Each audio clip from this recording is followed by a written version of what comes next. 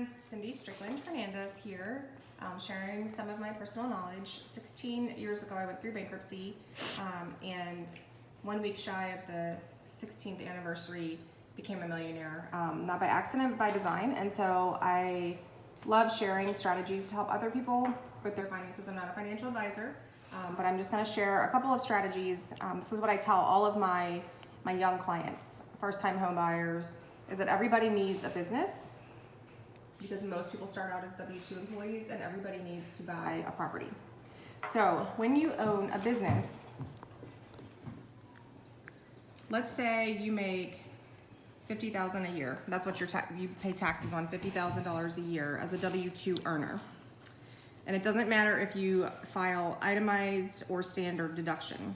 If you start a business, I don't care if it's dog walking, babysitting, you can join me in business, you can become a realtor, anything that would pay you on a 1099 or you're receiving income from somebody else. And let's say you're going to write off things that are now considered business expenses. So cell phone, $100 a month. Let's say you have internet, $50 a month. Let's say you go out to eat with friends and you talk about your business, $100 a month. Let's say you're driving your car for business and you're writing off the miles. I think it's about 58 cents a mile this year. And let's see, what's one more thing? Office supplies. So let's say you're spending $50 a month there. So all of this adds up to $400 per month times 12 is $4,800 per year. So you write this off on what's called a Schedule C. And let's say your income for your business was $2,000. Now you have a $2,800 loss, but all of these things you were probably paying for anyway, but once you start a business, they become business expenses.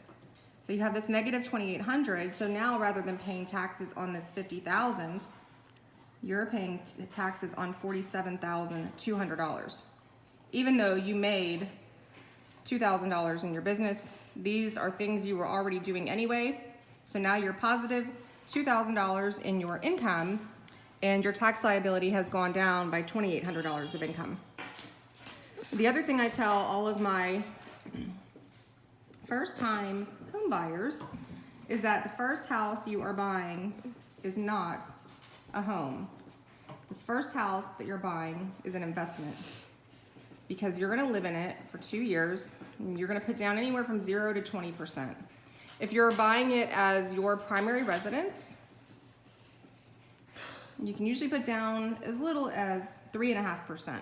And let's say you live in this home for 2 years, and you have your next 3.5% for your second home. Then you rent out this first home. Let's say you bought it for $225K. At about 2 years in, every month you're paying towards your principal $325 and growing. And your mortgage on this is roughly, I don't know, let's say $1,800. You rent it out for $1,800. There's no tax liability because this $1,800 is covering your expenses in the house. And so that makes your net taxable income 0. But every month someone's living in your house and they're paying at least $325 off of what you owe on that mortgage. But over time, the value of that house goes up, what you owe on it goes down, and then you keep repeating this process, right?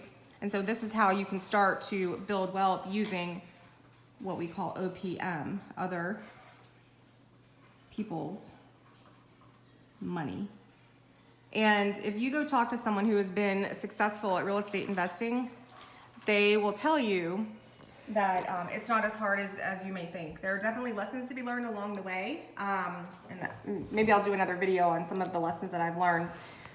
It's usually people who don't have any investment properties that will tell you that it's scary and not to go that route. So these are the 2 pieces of advice that I give anybody, is that everybody needs a business on the side and everybody needs to buy a house that can become an investment in the future. All right, you guys have a great day.